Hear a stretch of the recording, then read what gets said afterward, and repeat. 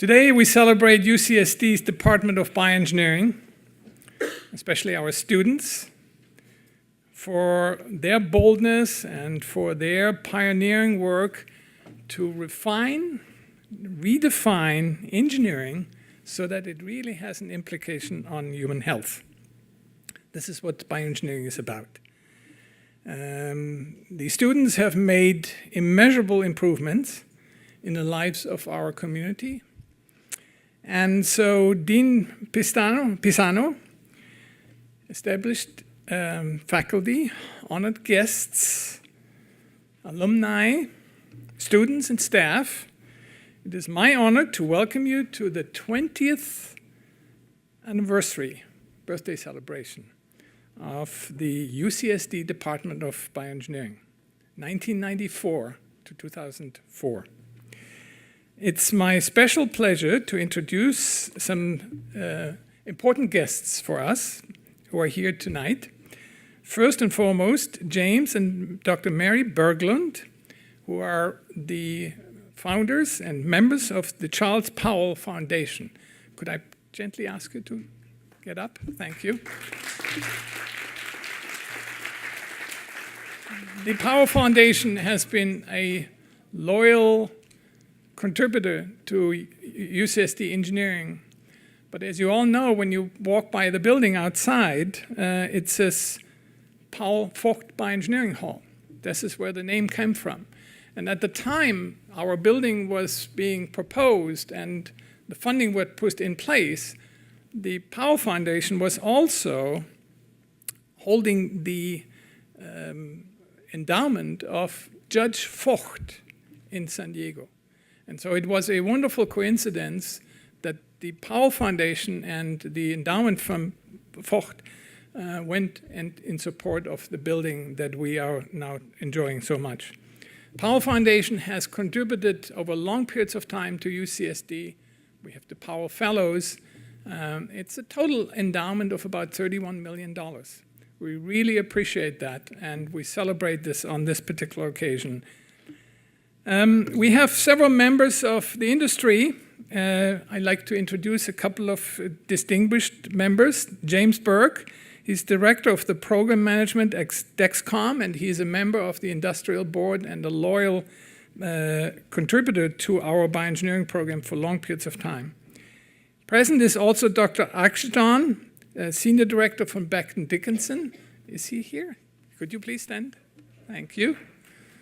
And Anthony Radcliffe, who is the president and CEO of Synthecom Incorporated, and Tony has been a long-standing contributor to bioengineering. He's a biomedical engineer himself. He went through various opportunities in bioengineering, and today he runs his own company. Tony, do I see you somewhere? He was just here a few minutes ago. Everywhere I go, I see and I meet alumni who speak with passion and appreciation of the experience they had at UCSD.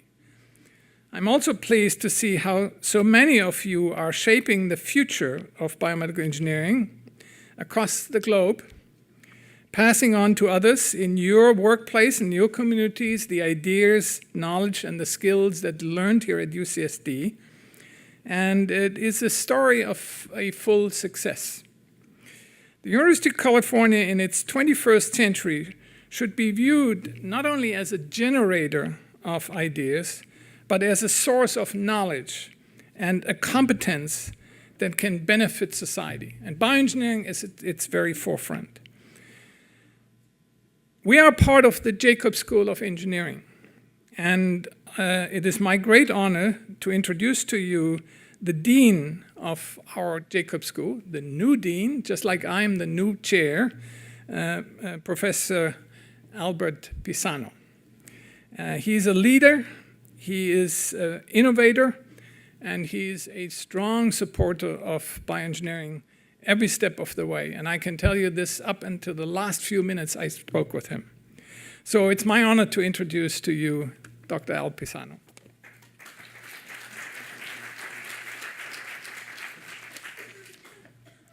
Okay, Geert, thank you very, very much. And indeed, hello, everyone. Hey, I'm the new guy. So on behalf of the entire Jacobs School of Engineering, I'd like to offer all of you our welcome as well. And it's really spectacular to see the alumni, the industry partners, the students, faculty, staff all here. It's really great to be part of this. My own personal and heartfelt congratulations on the 20th anniversary for BioEngineering. I'm looking forward to even bigger and better things for the 25th, and I'm sure there are those who are already thinking about, wow, what's going to happen for our 25th anniversary party. I personally am very proud of this department, mostly because it is the #1 department of biomedical engineering in the United States, according to the National Research Council. And for that, I applaud everybody. The NRC rankings are not easy to get. Sorry about that. I forgot to silence this impetuous little thing. Oh, the chancellor wants to talk to me. Well, he'll just have to wait. I got witnesses. Was I busy? Yeah. All right. Doing something important. Boy, I'm going to catch it tomorrow. The real point is the NRC rankings are the really tough ones. They really dig deep. They do look at a lot of data. So when you rank #1 there, you know you are the #1 guy. Kudos, man. That's just great. But, you know, how did the department get there? Well, in conversations out among everyone, you know, the first thing is that we had a lot of help from patrons and friends. And some of them have been acknowledged just immediate to my talk, and I add my thanks to that. You can't get there with a lot of help. We really, really appreciate receiving that help. But, you know, the other way you got to get there is that you got to recruit the absolute best faculty, and you have to get the absolute best students. And, you know, we've been busy doing that. And, in fact, I'd like to point out that this department is the only department in the nation in which 2 faculty are members of all 3 national academies. One of our triple threats is sitting right here in front of you. Shu Chen, we salute you for that.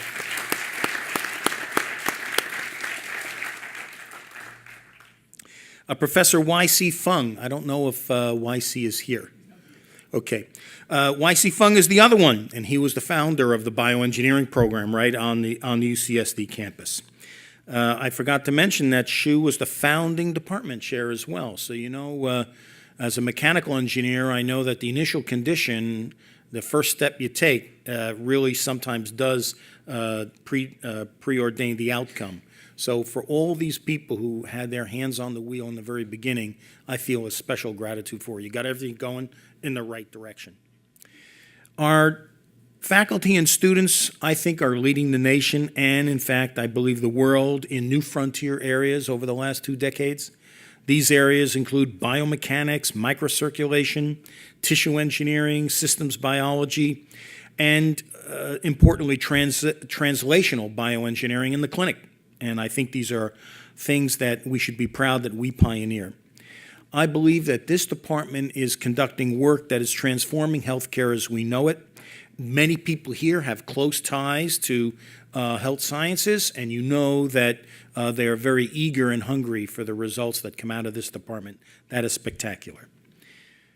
This department is educating the next generation of researchers, practitioners, and participants in bioengineering. The faculty here work really hard, and they have indeed created an outstanding undergraduate and graduate program. We have superb students, the superb students, the superb program. These students become leaders in academia and in industry locally and across the globe. And in fact, I just found out that this week it was announced Geomatica, which I think is a company founded by bioengineering professor Bernard Paulson. Hi, there you go. Thank you. And bioengineering alumnus Christoph Schilling. I don't know if Christoph is here. Don't see him. They received the Bloomberg New Energy Pioneer Award.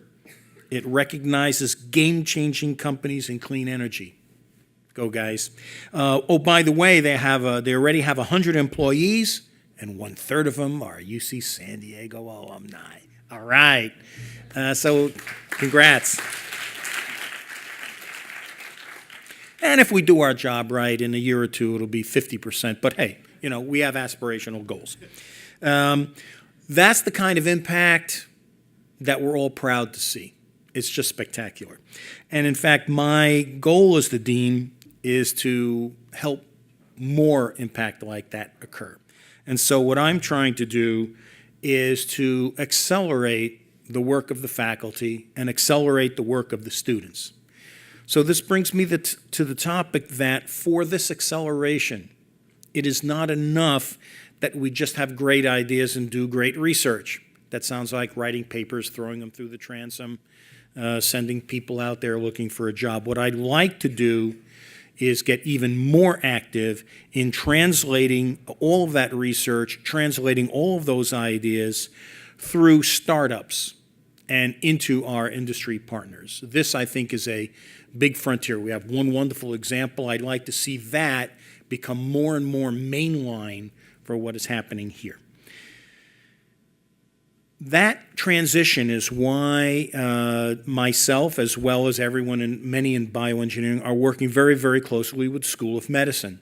And we appreciate the leadership that Geert has taken with that, and we appreciate the leadership that Shu Chen has taken with that. And in that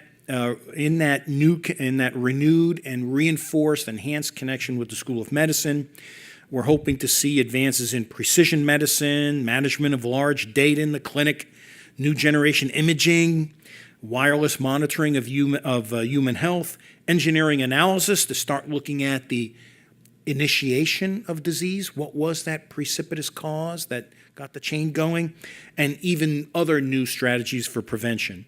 And all of this is made possible from the pioneering efforts that come with our close affiliation with the Institute of Engineering and Medicine, for which I think we are all very, very grateful. That unit stands between engineering and health sciences, and I'm hoping to see that conduit used even more as the time goes by. So there's another goal that I'd like to erect for our way forward, and don't worry, I'm just 3 or 4 sentences from the end of the talk. You got to, if you don't put a dean on a timer, you're just asking for trouble. But we're almost there. I just want to make one more point. So, helping people bring their ideas into impact is something I think is an even more important goal. But there's a second new theme I'd like to introduce, which is I would like to start working with all our faculty to enhance our already outstanding engineering program with an initiative that I like to call experience engineering, which is providing hands-on project courses from day one. The goal is each student, once a year, every year, and if you do the math, that means 455 per quarter, will have a hands-on project course that is either concurrent or ahead, occurring before they actually go through their relevant curricula. This is a way that many people learn, and it's a very deep way of structuring information so that students never ask the question, why am I taking this course? Right? So I think this really will just enhance the way we're going with our students. And so the goal is to enable our students to better absorb the fundamentals by giving them practical working experiences. And each department, every department, and especially bioengineering, has immediately stepped up to this challenge. And I'm hoping in the next week to announce a committee with 2 members from every department that will help me stand up a pilot program next year to get this going. So, when I say accelerate, I apply that to myself too. We're not dragging our feet on this. So, final note, and this goes out to our alumni and our industry partners. As I've alluded to before, we don't march our path to greatness without you. You are a necessary, a very much needed component for this. I am hoping, and I know the department has already expressed, that we really need your involvement as we move forward. There's an old saying, the slope gets steeper as the altitude goes up, which means we have to work even harder to stay number one and keep surpassing ourselves.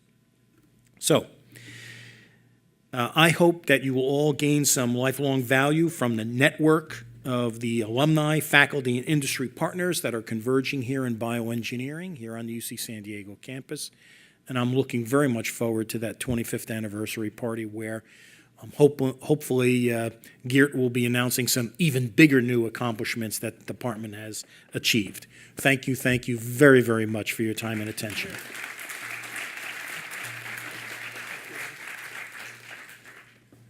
Thank you, Dean Pisano, for this strong support that you have given not only over the years, but specifically also for this celebration today. I'm pretty confident that our students in the future will make significant contribution to human health. What they learn from us is the foundations, and like all good university education is you learn the foundation and then you apply yourself to a very important problem. That's exactly what we do in bioengineering.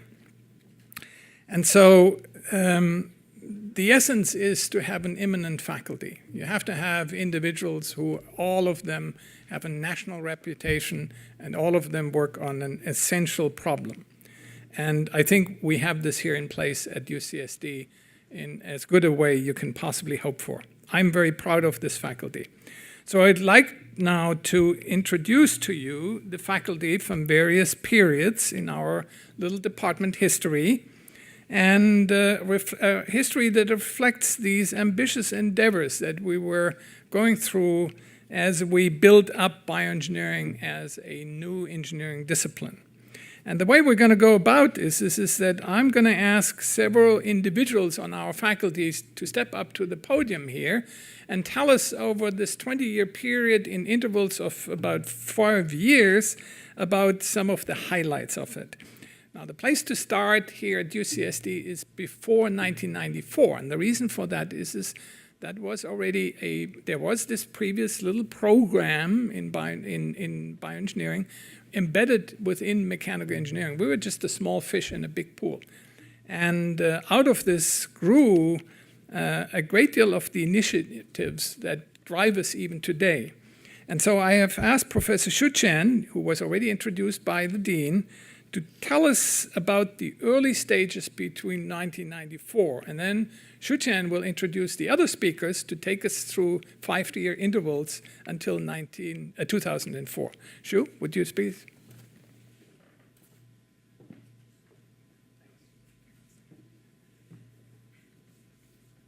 Thank you very much, Geert, Dean Pisano, distinguished guests, our friends from industry, and our alumni, dear members of the faculty, research staff, students, and staff. It's my pleasure and privilege to speak about the period of time from the inception of the bioengineering program in 1966 till the establishment of the department in 1994. The bioengineering program started here in a sort of serendipitous way.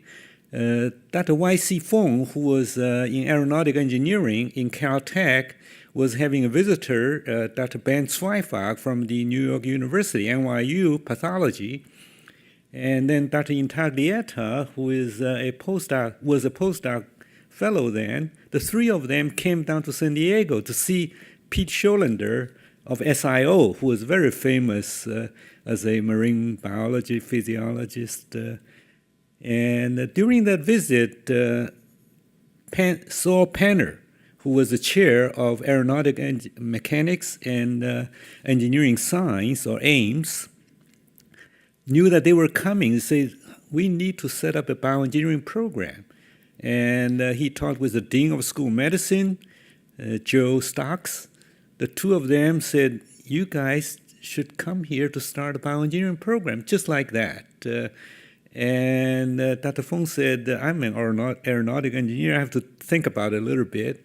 So after a few months, he said, okay, he and Ben and Marcos, they decided to come down. Those days, we did not have the cap, and it took only 3 weeks for the appointments to be made. The three of them became faculty here and started the bioengineering program. And the rest is history. I mean, they just started with the nothing but excellence, and that's how it got started the right way. Just like our dean said, the initial condition was right, and they started the program in 1966, and then shortly after that, Arnos and Kitty Fronick were here. They joined the program, and then they have training of postdoctoral fellows and graduate students and undergraduate students, a full-blown training education activity from the very beginning. And the first postdoctoral fellow who finished was J.S. Lee, who became the chair of biomedical engineering at the University of Virginia. And the first PhD student who graduated was Frank Yin, who became the chair of biomedical engineering at Washington University in St. Louis. And all the other graduates were all stellar. I mean, I just use those two as the first two as an example. They went all the way to today. Our students are the best. They really do so much everywhere. Every time I go to any university to give a seminar, always some of our graduates will be there coming up and show me what they're doing. It's fantastic. It's just such a great feeling when you see your own students do so well. And in order to get the training going, Dr. Fong and the others worked with the surgeons, Dr. Bernstein, to have a joint training grant from the NIH. The training grant is for bioengineering and surgery. So from that time, it's already very clinically related. And this training grant went on for 30-some years, actually. It was really remarkable. Trained a countless number of pre- and postdoctoral trainees, became leaders in academia and industry. Then after that was 1975, got a training grant, and in the years after, there were recruitments of new faculty. That's when David Goff joined from Utah, and Garrett came back from Columbia. That was in the late 70s. And then it was not until 87 that Andrew McCulloch came from New Zealand to become the faculty here. So all three of them were chair or are or were chairs of the department at one time or another. Garrett is the present chair, and David and Andrew were the past chairs. And in 1988, I was very fortunate to be asked to come to UCSD together with my dear colleague Richard Skalak from Columbia, together with Amy Song, who is here, and Paul Song, and Shunichi Usami, and we came as a group. And as we came here, one of the things we wanted to start is molecular and cellular engineering. Amy is an expert in molecular biology. We are starting molecular biomechanics. So that was the time we began to get into molecular level. Before that, it was outstanding work by Bert and Bang and Marcos on biomechanics at a tissue organ level and also microcirculation. These were the best in the country, the areas. But then we extended into molecular cellular level and have integrative bioengineering. And then we have a program project grant from the NIH, combining the talents in the group. Instead of having each one going on their own, we combined together to get program project grant. And we renewed the training grant, and we all wanted to start a Department of Bioengineering. As was mentioned before, it's a fish in a big pond, and you need a bigger, in a pond that's not that big, so you need a bigger pond. And in order to get resources, Dick Skalak and I felt we should have a department of bioengineering instead of just a program within Ames. And pretty soon we convinced our colleagues here that we all agreed to go after this. Then we had to convince the Ames department, the rest of our colleagues, to let us go. I mean, that was not as easy. But the other thing is to establish the department in the university system. In the UC system, it's not an easy matter. It takes many years. People told me it would take 5 years right away, just like that. So we felt the best thing is for us to establish the institute first. At least we have some cohesiveness joined together, plus to bring in the people from medical school. So we have formed an Institute of Biomedical Engineering, which is the precursor of today's Institute of Engineering Medicine. And we have this, and then we actually made a brochure, which is very nice to get all the people's work together and send out to all the programs in the country. Those days, there was no email. You cannot disseminate in any other way but hard copies. So we sent it everywhere.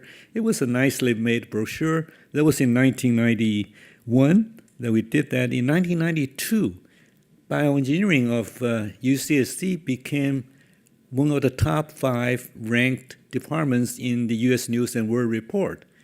And of course, it's hard to say why we got there suddenly from nowhere, but I think this brochure had something to do with it. People became aware of there is such a program. But in 1993, then we applied for this Whitaker Foundation Development Award. There were 63 university programs applying, and there were finally 3 awarded. We're one of them. And this development award really allowed us to build up the infrastructure in the department and recruit new faculty. They gave us 4 slots. They were very smart. They gave us 4 slots for 3 years, but the university has to back up with the rest of the time throughout the tenure of the individual. So it was a win-win situation, actually win-win-win. The winner is really also bioengineering. So we got it started by Whitaker and followed by the university. So we got 4 faculty and we got 2 others. So in the 1990s, we got 6 faculty members joining the department, starting with Bob Sa in 1992. Bernard was 1995, and also Amy Song was also about the same time, and then later on was Shankar in 1999. So that was in the 1990s. I think the later years, the others will talk about our stellar faculties thereafter, but we really get top faculty during that period and also afterwards. And with the Whitaker Foundation Development Award, which is $5 million, it really helped us to pursue our effort to become a department. Because at that time, the UCSD was in pretty difficult financial situation, just like today. They were actually, it was even worse because they closed out the music department not music department, we're going to have architectural school. They had a dean, but the dean did not have a school because the school was closed. So it was like that. And then the athletics department was closed, was just terminated, and we want to get a new department. It's very difficult. But we're able to do that because we got the support from the Whitaker Foundation. So for this, we have to really thank the Whitaker Foundation. And also it shows the principle that unless you can help yourself, others are not going to help you. So we got to support ourselves. So we went ahead and get the department established. And once the department is established, then we have a lot of other activities besides better research, better education. We have industry liaison programs started, an industry advisory board, giving us the opportunity of interacting with industry. And the students also become organized. We have the bioengineering graduate student group, the BAGs, and the undergraduate chapter of BMES. So the students also become organized as we became a department. So we had, at that time, 11 faculty. Starting from 6, we grew to 1994, 11 faculty. The students, back in 1970, we have 15 graduate students, PhD and MS, but by 1994, we had 5, so it's a 5-fold increase. Undergrads also went about from 100 to 500, 5-fold increase in students. And faculty was about doubled. So the faculty still was not catching up with the student number, but now we're getting a little better, as we're going to hear later. Now, there's so much going on during these years. There were really 28 years from 66 to 94, and it's hard to finish in such a short time. But 10 years ago, in 1994, when 10 years after 1994, that is 2004, 10 years ago, we had a 10th anniversary celebration. I didn't bring the original much better looking cover, but this is the Xerox. The reason I brought it is because we have some copies outside. Now this does not have the whole booklet, but it has the table of contents, who wrote articles, like Peter Wong is here. He wrote it as a postdoctoral fellow. You have an article in there. You may have forgotten, but many faculty wrote in there. But I want to mention that Dr. Feng and I wrote the chapters that really are on the topic I'm talking about. It's from the beginning until 1994. So those two articles really cover those periods. So in 7-8 minutes, I really cannot finish it all, but you can pick up some from the outside. We may not have enough copies. You can get it from J. Houston at ucsd.edu if you want these two articles. So with this, I would like to close with Dr. Feng's closing remarks in this booklet. He said, at this 10th anniversary of the formation of our department, we are looking further and wider and thinking of the next 10 years, 100 years, and 1,000 years. Thank you very much.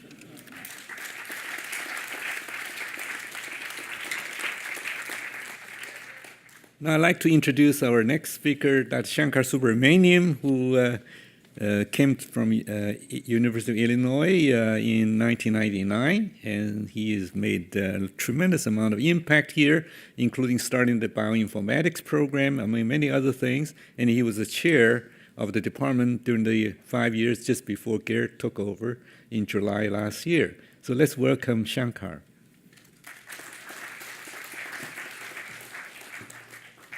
Thank you, Shu. Dean Pisano, Chair Schmidt-Schoenbein, Dr. Chen, colleagues, alumni, and friends. You heard from Dr. Chen just now that bioengineering has continuously witnessed tremendously exciting events that went through every single year of its life here so far. But I want to talk about, a few events between the period 1995 to 1999.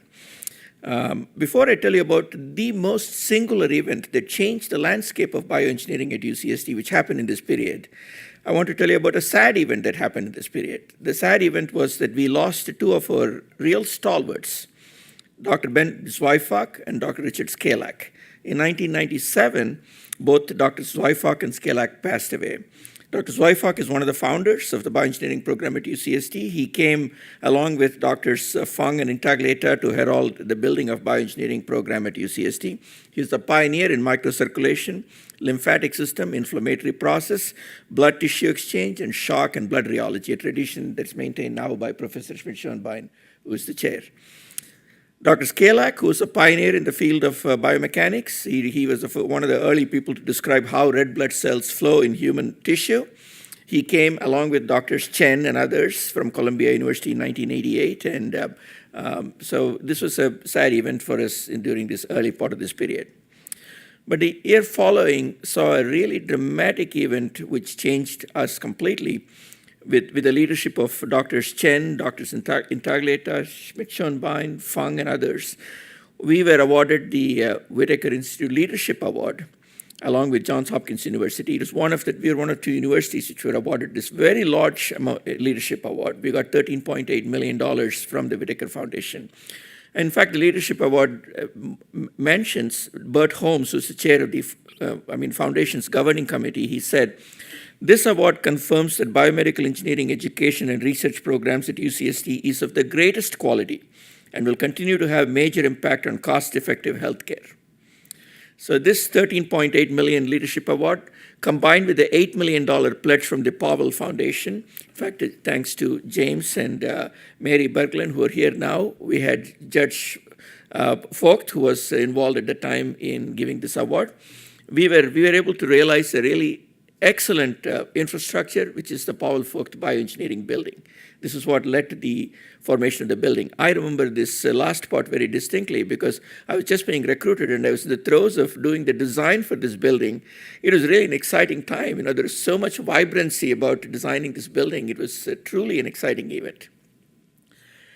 Xu Chen, who was chair of the department at the time, he recognized very early on the dramatic changes that are heralding bioengineering. In fact, Xu said at one point in time that the revolution with the Human Genome Project is going to change the landscape. This was in 1998, before even the complete human genome's blueprint was announced in 2000. So Xu was very prescient about what was going to happen. So this led us, I want to close by telling you the last thing. In 1999, the department, Bob Kahn, who was the dean at the time, was really, very forthright and very thoughtful in thinking about where bioengineering can go. In fact, he told me when I was recruited here in 1999 that he will help formation of this new graduate program in bioinformatics and systems biology. In fact, he got the campus to commit 10 faculty positions at that time for this program. We hired across campus, including in the bioengineering department, and we got really stalwarts in this program. And we are the #1 program as a consequence of doing that. So this laid the foundation for strategic hiring. This was the period during which the foundation for the future of bioengineering, UCSD bioengineering, was laid. We hired people in tissue engineering. In fact, Bernard came just as Dr. Chen pointed out before. And it was followed by Sangeeta Bhatia, who went on to MIT to become a very distinguished individual. And so we have really spearheaded the development of tissue engineering, which has now become regenerative medicine and tissue engineering, and the bioinformatics program, which has morphed into the systems biology and systems medicine program. With that, I want to go to the next phase of the program. I would like to introduce Professor David Goff. I'm indebted to David Goff for several things, including he was the first chair under whom I was a faculty member. So David is a very distinguished scholar. And David is one of the pioneers who inspires the real connection between engineering and medicine. David.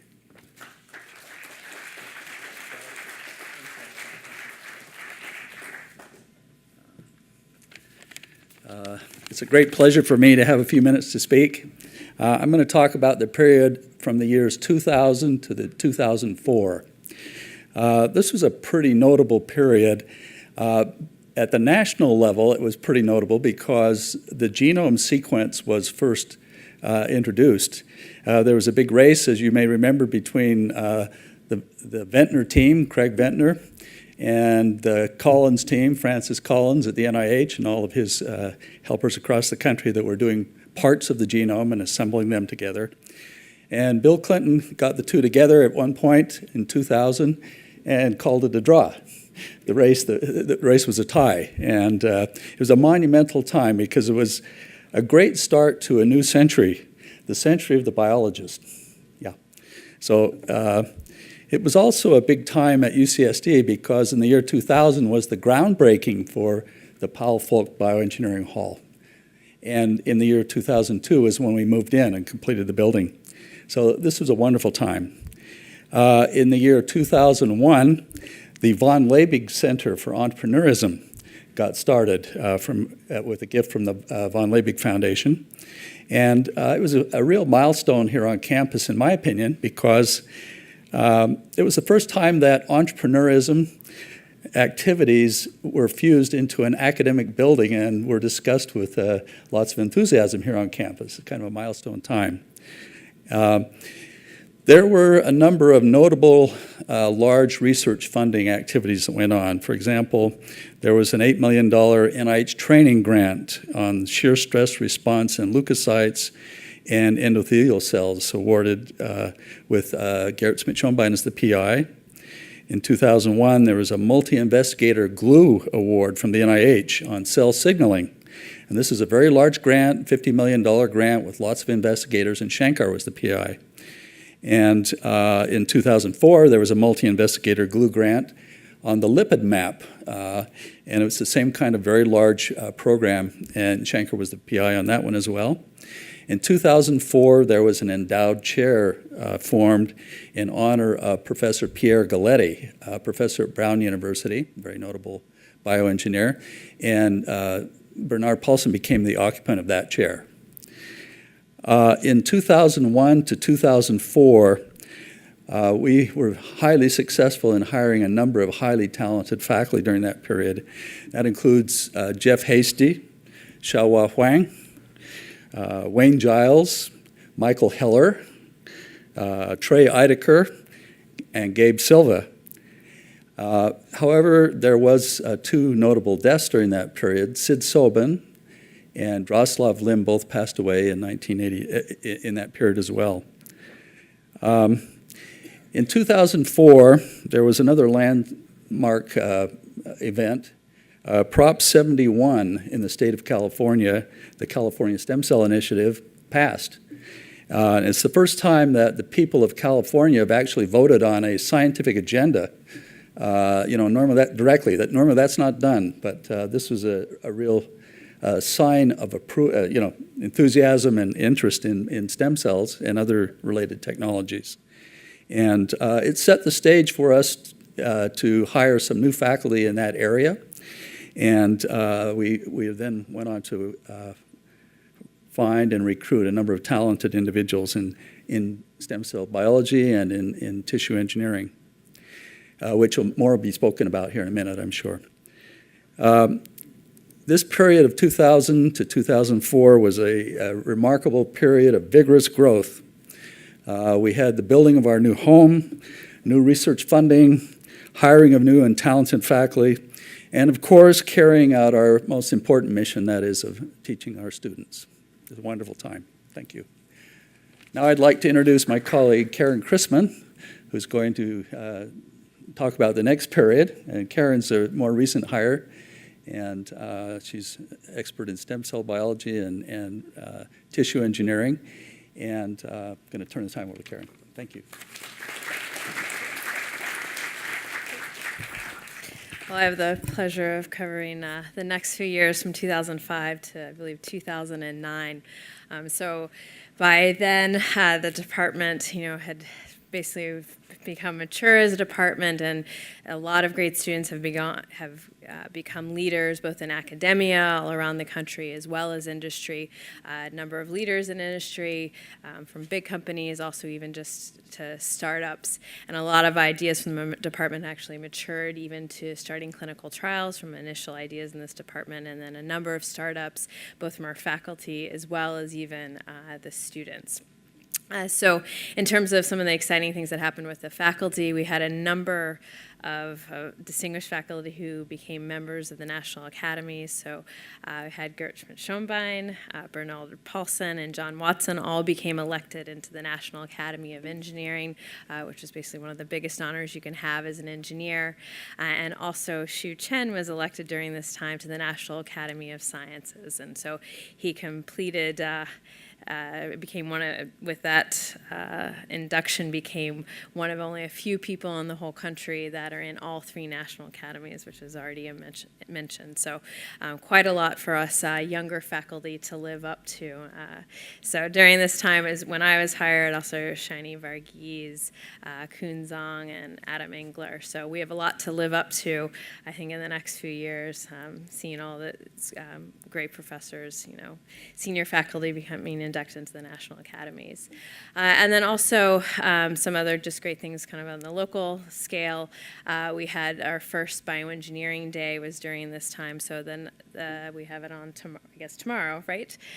So the first BioEngineering Day, which really showcased the work of our students, who hopefully a lot of you will be able to join us tomorrow to see both talks as well as posters from the students. So that started during this time. And also, very important note, it was already mentioned, the Institute of Engineering and Medicine, which Xu Chen is director of, was started during this time, which has been a really great way to catalyze collaboration between engineering and medicine, and has really provided a lot of great links between the department as well as the School of Medicine faculty. And it's been great to be a part of, and hopefully we'll continue to solidify those collaborations. And I'll also say not only in this department, but that institute has really provided a way for engineers across the entire campus. So not just our department, but all the other departments within engineering have really started to create links with the School of Medicine. It's been a big part of the initiative on campus. And then I think lastly, the one thing I wanted to mention is, of course, during this time, the national level funding rates had started to drop, but the department has still done really well in terms of grants, and especially national level training grants to continue to improve our graduate education. So one in particular was the Interfaces training grant that is headed by Andrew McCulloch, who I think unfortunately is not able to be be here today, which provides interdisciplinary training where students actually have a co-advisor not only within their home department, but also a co-advisor across campus, and really linked bioengineering with a lot of other departments to provide this interdisciplinary research experience for these students. And so I think that kind of wraps up my 5 years. And so last but not least will be Adam Engler, who actually is in the office right next to me over in the Sanford Consortium for Regenerative Medicine, who is an expert in stem cell biology, but particularly mechanical force regulation of stem cells. So, Adam.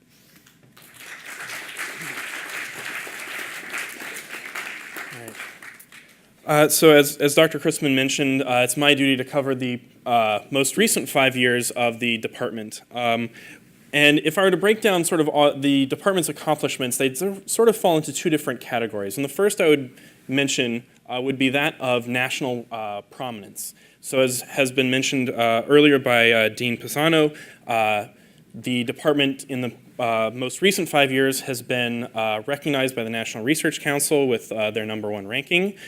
We've also been fortunate enough to have 2 new training grants awarded by NIH, one from the National Heart, Lung, and Blood Institute, chaired by Dr. Shu Chen, as well as then one from NIAMS, focusing on musculoskeletal biology and engineering, which is run by Dr. Bob Saw and Rick Lieber.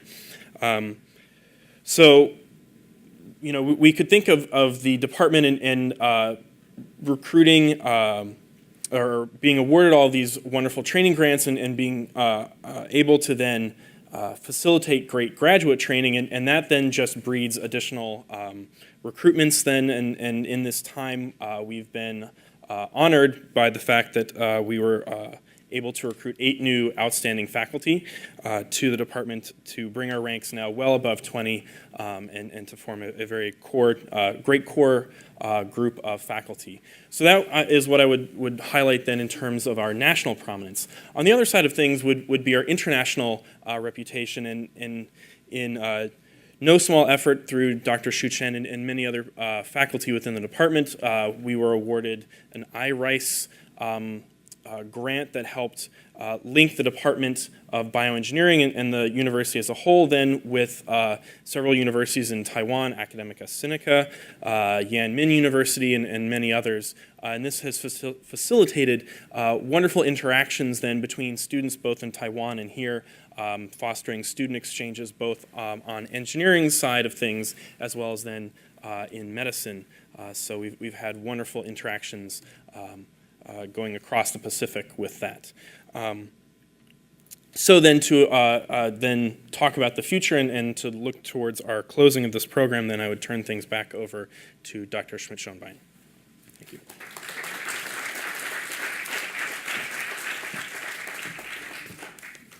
Well, you heard a short history, and it is just an indication for you to recognize what's going to come in the future. We're going to continue on this. We will require your support. We like to enhance our interaction between our students, our alumni. I always keep telling the alumni, when you leave UCSD, don't burn your bridges. Because one day, on a rainy day, you may actually like to come back to UCSD and shake the hands of a couple of friends and say, hey, by the way, there may be some opportunities, new opportunities coming your way. But on a more serious matter, I asked myself very much, and I discussed this with Dean Pisano, where does this field go? Well, Bernard Paulson has just shown us we can go into non-medical fields. But we're working here on a campus in which we have an incredible luxury of having 2 medical centers on one single campus with a first-rate engineering school. That's unique, probably in the world. We have an incredible opportunity to have a deep impact into one of the single most important issues in every family in the United States, and that's health. Engineers have a specific approach by which they get to the issue of health. We have individuals like Professor John Watson, who has pioneered in the country an unbelievable achievement, namely a cardiac assist device, also called artificial heart. That thing has now been implanted in 11,000 patients, and a large number of opportunities have been created for the future. I visualize that this is what we have to continue to do. We will educate our students so that they feel empowered to apply themselves to the tough medical problems.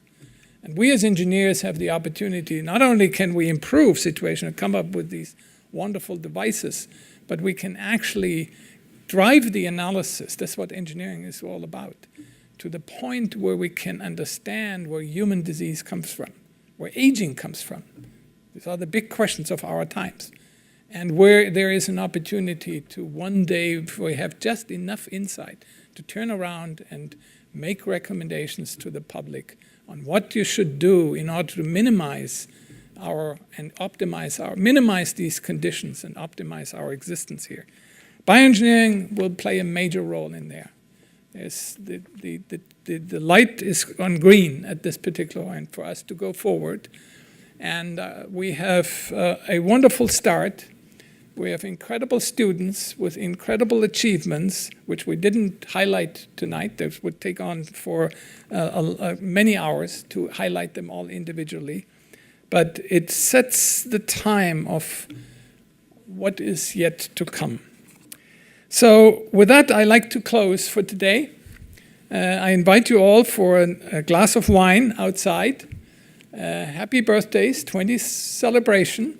And I will announce to you that as you already learned, in the year 1966, we were founded. So we will have a large celebration in the year 2016. Please put it on your calendar. At that particular occasion, we will invite, in fact, people, our friends and our students who are everywhere in the world to come to UCSD and participate in a half century of bioengineering celebration. So thank you all for coming for tonight, and happy birthday.